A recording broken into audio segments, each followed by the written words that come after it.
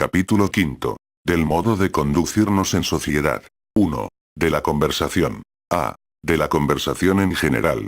1. La conversación es el alma y el alimento de toda sociedad, por cuanto sin ella careceríamos del medio más pronto y eficaz de transmitir nuestras ideas, y de hacer más agradable y útil el trato con nuestros semejantes.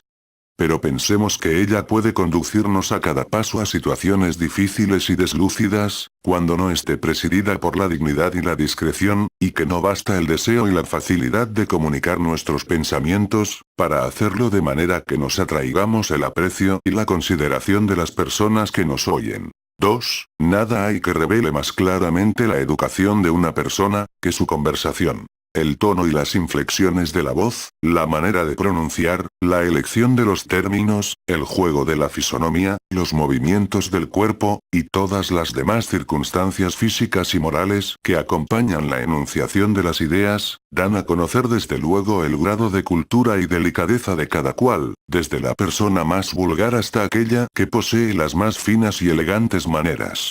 3. La infinita variedad de los asuntos que se tratan en sociedad, los diferentes grados de instrucción y de experiencia que muestran los interlocutores, el empeño que naturalmente toma cada cual en discurrir con erudición y acierto, y las diversas facetas que presenta el corazón humano en el comercio general de las opiniones, dan a la conversación un carácter eminentemente instructivo, y la hacen servir eficazmente al desarrollo de las facultades y al importante conocimiento del mundo. 4. La conversación debe estar siempre animada de un espíritu de benevolencia y consideración que se extienda, no solo a todos los circunstantes, sino también a los que no se hallan presentes, siendo muy digno de notarse, que toda idea ofensiva a personas ausentes, incluye también la falta de ofender el carácter de las que nos oyen, por cuanto de este modo las consideramos capaces de hacerse cómplices de semejante vileza. 5. Por muy discretas y muy cultas que sean las personas con quienes acostumbremos conversar, pensemos que alguna vez podremos oír palabras que bajo algún respecto nos sean desagradables, pues en el ancho espacio que recorre la conversación, difícil es que sean siempre lisonjeados todos los gustos, todas las opiniones y todos los caprichos.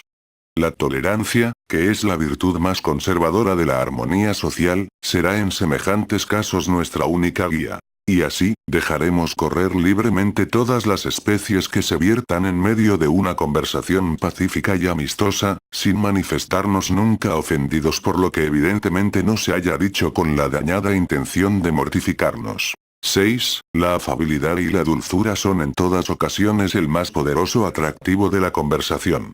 Pero cuando hablamos con señoras, vienen a ser deberes estrictos, de los que no debemos apartarnos jamás. 7. No tomemos nunca la palabra, sin estar seguros de que hallaremos con facilidad todos los términos y frases que sean indispensables para expresar claramente nuestras ideas. 8. Cuando se sostiene un diálogo, ambos interlocutores deben cuidar de conservar una perfecta inteligencia en la recíproca enunciación de sus ideas, pues es sobremanera desagradable y aún ridículo, el que lleguen a un punto en que hayan de persuadirse de que cada uno hablaba en diferente sentido. 9. En el caso de conocer que la persona con quien hablamos no nos ha comprendido, guardémonos de decirle usted no me entiende, ni ninguna otra expresión semejante que pueda ofender su amor propio. Aunque creamos habernos explicado con bastante claridad, la buena educación exige que aceptemos siempre como nuestra la falta, y que con suma naturalidad y buen modo le digamos: veo que no he tenido la fortuna de explicarme bien. Sin duda no he sabido hacerme entender. O cualquiera otra cosa concebida en términos análogos. 10. Tengamos especial cuidado de no perder jamás en sociedad la tranquilidad del ánimo, pues nada desluce tanto en ella a una persona, como una palabra, un movimiento cualquiera que indique exaltación o enojo.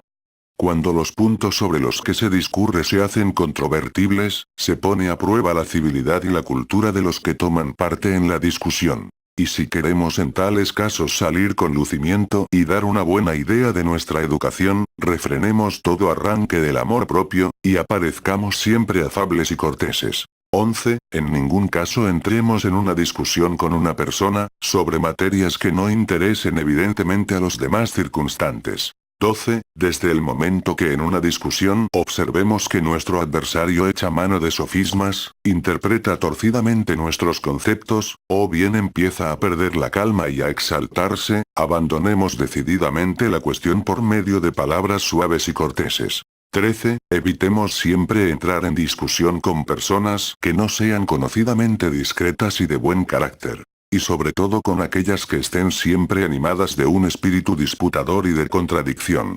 14. Si a veces nos es lícito comunicar a nuestro razonamiento aquel grado de calor y energía, que se permiten los hombres cultos en medio de una decente discusión, tengamos presente que, en sociedad, con señoras, jamás debemos salir de un tono dulce y afable, sean cuales fueren las materias que con ellas discutamos. 15. Cuando la sociedad no pasa de 6 u 8 personas, la conversación debe ser siempre general, es decir, que solo una persona debe usar de la palabra, y ser oída de todas las demás. Pero cuando la reunión es numerosa, cada cual puede conversar con las personas que se encuentren a su lado, prefiriendo siempre aquellas con quienes tenga alguna amistad. 16. Cuando la conversación es general, es una incivilidad el llamar la atención de una persona para conversar con ella sola. 17. No abundemos jamás en sociedad sobre materias que no estén al alcance de todos los que nos oyen, ni menos usemos de palabras o frases misteriosas con determinadas personas, ni hablemos a nadie en un idioma que no entiendan los demás. 18. Cuando se nos dirija una pregunta, y no podamos o no debamos satisfacerla, no contestemos con palabras que puedan arrojar la nota de indiscreción sobre la persona que nos habla. 19. Es intolerable la costumbre que llegan a contraer algunos de hablar siempre en términos chistosos y de burla. Y más intolerable todavía la conducta de aquellos que se esfuerzan en aparecer como graciosos. El chiste en sociedad necesita de gran pulso para que no se convierta en una necia y ridícula impertinencia. Y no es, a la verdad, el que se afana en hacer reír, el que generalmente lo consigue.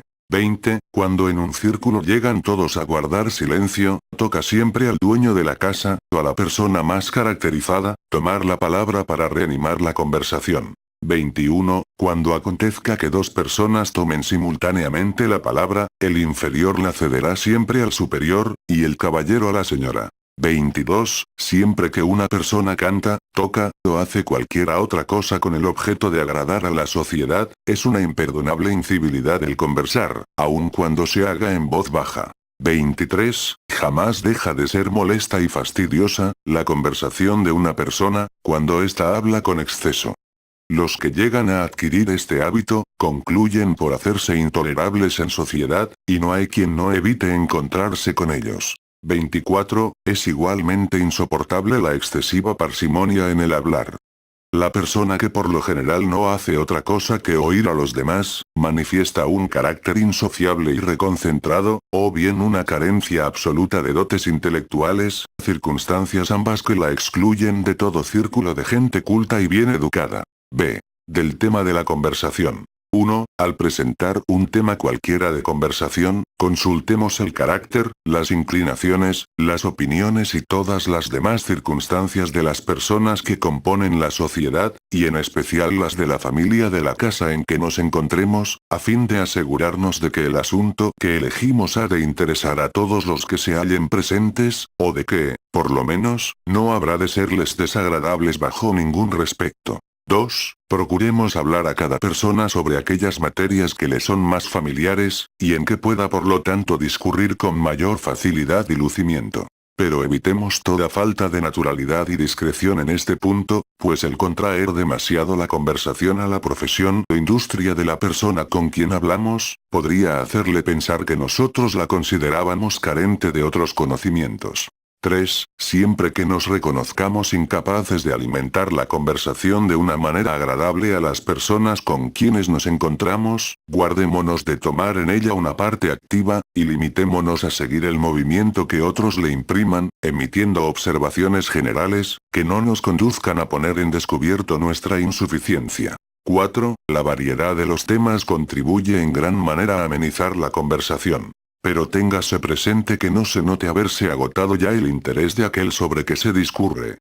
Mientras el movimiento de la conversación sea rápido y animado, debe suponerse que la sociedad no desea pasar a otro asunto. y solo nos sería lícito prescindir de esta consideración, cuando tuviéramos la seguridad de que llamando su atención hacia un objeto distinto la haríamos ganar notablemente en utilidad o placer. 5. Es además indispensable encadenar en lo posible los diversos temas de la conversación, de manera que, al pasar de uno a otro, el que se introduce tenga alguna relación con el que se abandona.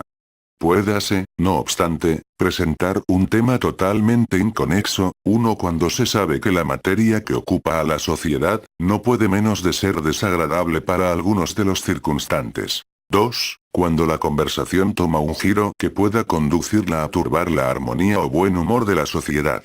3. Cuando el movimiento de la conversación es lento y pesado, necesitando por lo tanto la sociedad de otro tema cualquiera que despierte su interés. 4. Cuando la sociedad divaga indiferentemente en materias de poca importancia. 5. Cuando el tema que se presente sea tan interesante, que no dé lugar a extrañar su falta de relación con el que se abandona. 6. Las personas de mayor respetabilidad que se encuentran en un círculo, son las que principalmente están llamadas a variar los temas de la conversación. 7. Los temas que generalmente son más propios de la conversación en sociedad, son aquellos que versan sobre acontecimientos coetáneos que no ataquen en manera alguna la vida privada, sobre las virtudes de alguna persona, sobre literatura, historia, ciencias y artes, y muy especialmente sobre los asuntos que tengan vivamente interesada la atención pública. 8. Cuando en el círculo en que nos encontramos se manifiesta una general tendencia a discurrir sobre un asunto determinado, es altamente impolítico llamar la atención de los circunstantes, para ocuparla en materias indiferentes o que no tengan una grande importancia. 9. Es una vulgaridad hablar en sociedad detenidamente de nuestra familia, de nuestra persona, de nuestras enfermedades, de nuestros conflictos, de nuestros negocios y materias puramente profesionales. La persona, por ejemplo, que entrase en una tertulia a hacer la historia de una enfermedad, se haría imponderablemente fastidiosa. Y el abogado o comerciante que ocupasen la atención de los demás en los asuntos que traen entre manos, o en razonamientos abstractos sobre sus respectivas profesiones, aparecerían además como hombres de pequeños alcances. 10. Hay personas que tienen un tema favorito, sobre el cual discurren en todos los círculos en que se encuentran, y otras que contraen el hábito de no hablar sino de aquellas materias que son de su particular agrado. Las primeras obran de un modo altamente ridículo, y las segundas dan una muestra de poca consideración a la sociedad. 11. Guardémonos de presentar un tema de conversación sacado de una materia cuyo estudio estemos haciendo. A más de que no podríamos discurrir con facilidad y acierto, nos expondríamos a que alguno de los circunstantes, que dominara la materia, nos llamase en la conversación a puntos distantes que nos fuesen aún desconocidos, quedando desde luego conceptuados nosotros como pedantes, o cuando menos como imprudentes. 12. Las personas bien educadas no hablan jamás contra las ajenas profesiones. La costumbre de denigrar a los médicos y a su ciencia, cuando no han alcanzado a salvar la vida de un deudo o amigo, es tan solo propia de gente ordinaria y de mal carácter. Incluye casi siempre el odioso sentimiento de la ingratitud y muestra poco respeto a los decretos del Altísimo. 13. Los que se encuentran empeñados en una litis, o traen entre manos cualquier negocio de importancia que les ofrece dificultades graves, se preocupan generalmente hasta el punto de contar con que todos participan de sus impresiones, y a cada paso pretenden hacer de la idea que los domina el tema de la conversación. Tengamos por regla segura e invariable, que esta especie de temas son altamente fastidiosos en sociedad, jamás incurramos en el error de medir por el interés que en nosotros exciten, el interés de las personas que nos oyen. 14. Al incorporarse a un círculo una persona cuyas circunstancias no exijan que se varíe de tema, corresponde al dueño de la casa, o al que llevaré la palabra, imponerle brevemente del asunto de que se trata, epilogando, si es posible, las observaciones más importantes que sobre él se hayan hecho, a fin de que pueda tomar parte en la conversación. 15. En cuanto a la persona que se incorpora a un círculo, se abstendrá severamente de inquirir el asunto de que se trataba antes de su llegada. Y si, conforme a lo prevenido en el párrafo anterior, le fuere dado espontáneamente este informe, se guardará de tomar la palabra inmediatamente, esperando para ello a que lo hayan hecho otras personas. C. De las condiciones físicas de la conversación. 1. El razonamiento debe ser claro, inteligible y expresivo, coordinando las ideas de manera que la proposición preceda a la consecuencia, y que ésta se deduzca fácil y naturalmente de aquella. Empleando para cada idea las palabras que la representen con mayor propiedad y exactitud. Evitando comparaciones inoportunas e inadecuadas. Eslabonando los pensamientos de manera que todos sean entre sí análogos y coherentes. Huyendo de digresiones largas o que no sean indispensables para la mejor inteligencia de lo que hablamos. Y finalmente, limitando el discurso a aquella extensión que sea absolutamente necesaria, según la entidad de cada materia, a fin de no incurrir nunca en la difusión, que lo oscurece y enerva, y lo despoja al mismo tiempo de interés y atractivo. 2. El estilo en la conversación será más o menos llano sencillo según el grado de inteligencia y cultura de las personas con quienes se hable, y según la mayor o menor amistad que con ellas se tenga. Pero adviértase que aun conversando con personas doctas y de etiqueta, será siempre ridículo el excesivo esmero en la elección de las palabras y frases. 3. Sin el conocimiento de las reglas gramaticales del idioma que se habla, no es posible expresarse jamás con aquella pureza de lenguaje que es tan indispensable para el trato con gentes cultas y bien educadas. Y es de advertirse, que por muy adornada de buenas cualidades sociales que aparezca una persona, las faltas gramaticales en que incurra comunicarán a su conversación cierto grado de vulgaridad que eclipsará notablemente su mérito. ¿Hasta qué punto no se desluce el que dice cualesquier cosa por cualquier cosa, dijiste por dijiste, yo soy de los que digo por yo soy de los que dicen, caballo por caballo, hallamos por hallamos? 4. El estudio de la gramática es, por tanto, indispensable a todas las personas que aspiran a poseer una buena educación, las cuales procurarán adquirir, por lo menos, aquellos conocimientos que basten para hablar con propiedad, y para conocer los giros del idioma que sirven para expresar más claramente cada idea. 5. Es igualmente importante poseer una buena pronunciación, articulando las palabras clara y sonoramente, sin omitir ninguna sílaba ni alterar su sonido, y elevando o deprimiendo la voz, según las reglas prosódicas y ortológicas. 6. El tono de la voz debe ser suave y natural en toda conversación sobre materias indiferentes, esforzándolo tan solo en aquellas que requieran un tanto de calor y energía, aunque jamás hasta hacerlo penetrante y desapacible.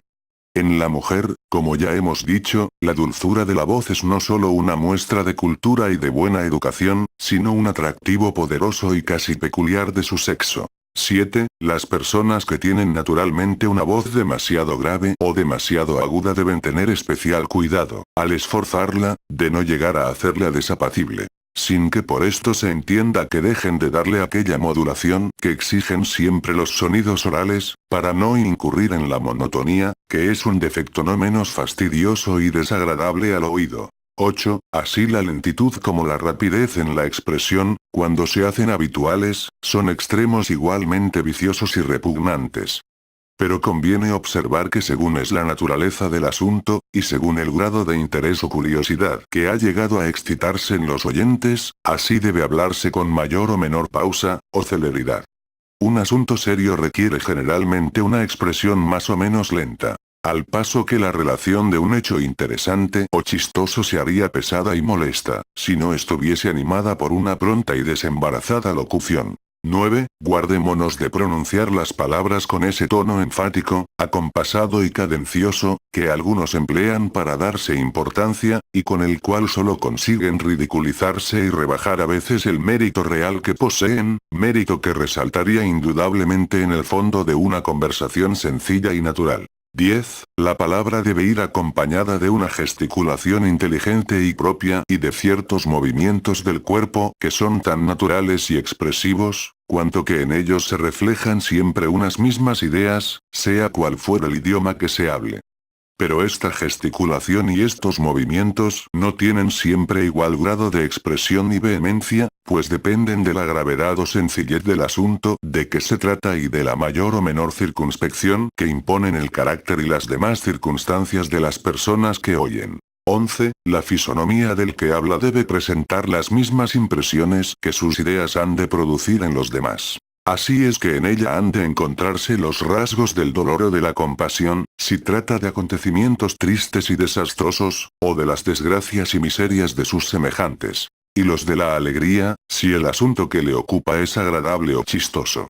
La persona que tomara un semblante festivo al discurrir sobre una materia de suyo imponente y grave, o un semblante serio y adusto al referir una anécdota divertida, o que conservara una fisonomía inalterable en toda especie de razonamientos, no movería jamás el interés de sus oyentes, y daría a su conversación un carácter ridículo y fastidioso. 12. El juego de la boca, que tanto contribuye a la expresión de la fisonomía, debe ser enteramente propio y natural. Las personas que apenas separan los labios para despedir la voz, las que los separan demasiado y las que dan a la boca movimientos estudiados y extravagantes, no solo se ridiculizan, sino que renuncian a todo el atractivo que este importante órgano está llamado a comunicar a la conversación. 13. Los movimientos del cuerpo deben identificarse de tal modo con la naturaleza de las ideas, y con la energía de la expresión, que formen un todo con las palabras, y no se hagan jamás notables por sí solos. Una persona que al hablar mantuviese el cuerpo enteramente inmóvil comunicaría cierta insipidez aún a la conversación más interesante. Pero aquella que lo moviese demasiado, haciéndolo girar fuera de la órbita de los pensamientos, oscurecería sus propios raciocinios y fatigaría la atención de sus oyentes. 14. Por lo que hace a las manos, ellas desempeñan, especialmente la derecha, un papel importantísimo en la conversación.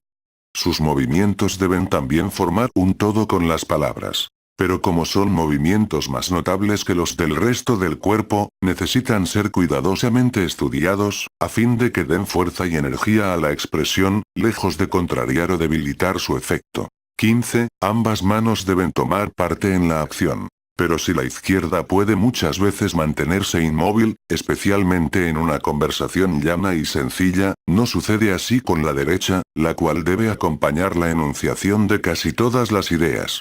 Y téngase presente, que de todos los movimientos, los de las manos son los que menos pueden exagerarse sin dar una muestra de poca cultura, y sin comunicar a toda la persona un aire tosco y enfadoso. 16. Son actos vulgares e inciviles, el remedar en la conversación a otras personas, imitar la voz de los animales o cualesquiera otros ruidos, hablar bostezando, ponerse de pie en medio del discurso, hablar en voz baja con otra persona en una conversación general, y sobre todo, tocar los vestidos o el cuerpo de aquellos a quienes se dirige la palabra.